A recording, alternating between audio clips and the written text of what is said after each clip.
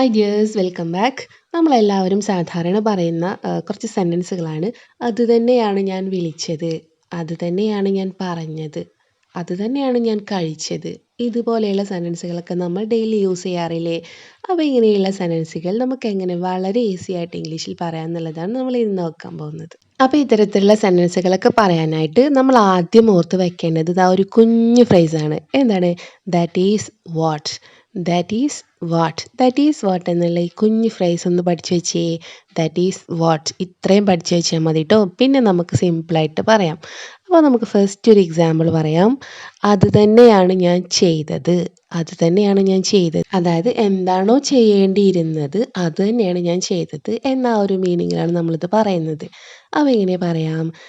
First നമ്മൾ that is what കൊണ്ടുവരാം കേട്ടോ. That is what. ദാറ്റ് നമുക്കറിയാം അതിലെ. ദാറ്റ് ഈസ് അത് എന്നാണ് അല്ലേ, അതാകുന്നു എന്നാണ് അർത്ഥം. വാട്ട് എന്ത് എന്നാണ് അല്ലേ. അപ്പം എന്താകുന്നോ അതാകുന്നു എന്നാണ് ഇവിടെ അർത്ഥം കേട്ടോ. എന്താകുന്നോ അത് തന്നെയാണ് എന്ന അർത്ഥത്തിലാണ് ഈ ദാറ്റ് ഈസ് വാട്ട് വരുന്നത് കേട്ടോ. അപ്പോൾ ഇത് പഠിച്ചേക്കുക, ദാറ്റ് ഈസ് വാട്ട്. ഓക്കെ, അപ്പോൾ നമ്മൾ ദാറ്റ് ഈസ് വാട്ട് കൊണ്ടുവന്നു. ഇനി നമ്മൾ എന്താ പറഞ്ഞത്?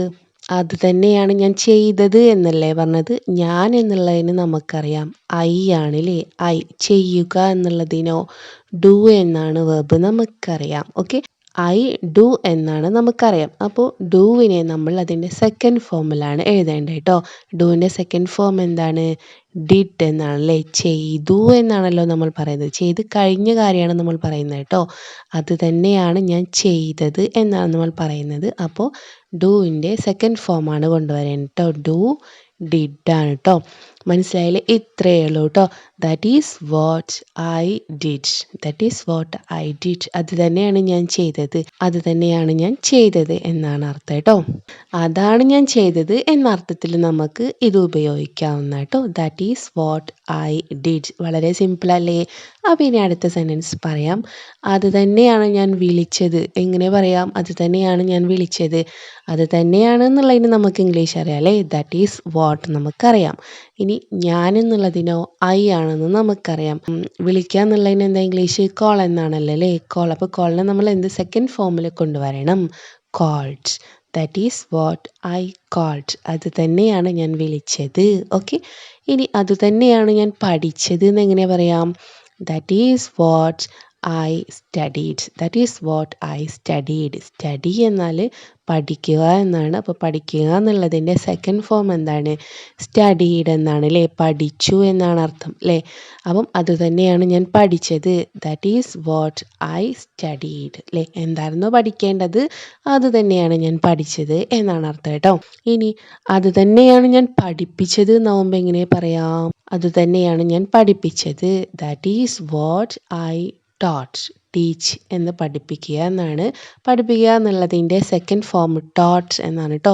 പഠിപ്പിച്ചു എന്നാണ് അർത്ഥം. Okay, that is what I taught. അത് തന്നെയാണ് ഞാൻ പഠിപ്പിച്ചത്.